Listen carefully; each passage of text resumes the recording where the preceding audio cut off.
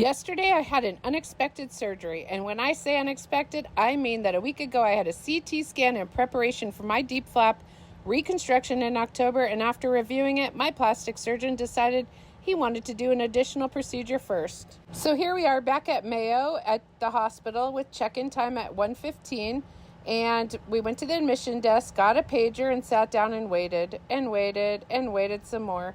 I finally got taken back where I had to get dressed and use some wipes to clean off my entire body except for my face. About 3 o'clock, my plastic surgeon came in and started drawing all over my abdomen and then broke the news I didn't want to hear. I was getting a drain. If you followed my journey, you probably already know that drains and I are not friends. It's not honestly horrible to live with. It's more the removal part that I don't like. It doesn't feel very good. And around 3:30, they finally take me back for surgery. The next thing I remember is waking up in recovery, and we ended up not leaving there till about 8:30 that night. And this is the next morning when Shane goes ahead and strips my drain tubing for me. He has become a pro at this since we had to do this after my January surgery. He knows what he's doing. Other than this, we're just taking it easy. Right now I have 4 incisions across my lower abdomen and a drain coming out my right side, and I have to wear a compression binder around my abdomen.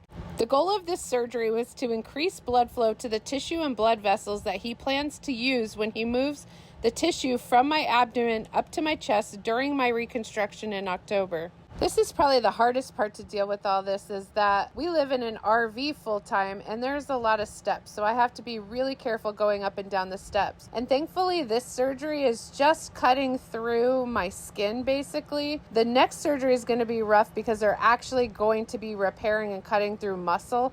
But because this is just through the skin, it's not too terrible to walk. It's kind of crazy to think all of this is basically in preparation for the big surgery in October. This definitely wasn't something I expected to be doing this week, but it's another step towards reconstruction and hopefully toward finally putting this chapter of cancer treatment behind me. For now, I'm going to rest and walk when I'm supposed to and deal with my least favorite little drain and let everything heal.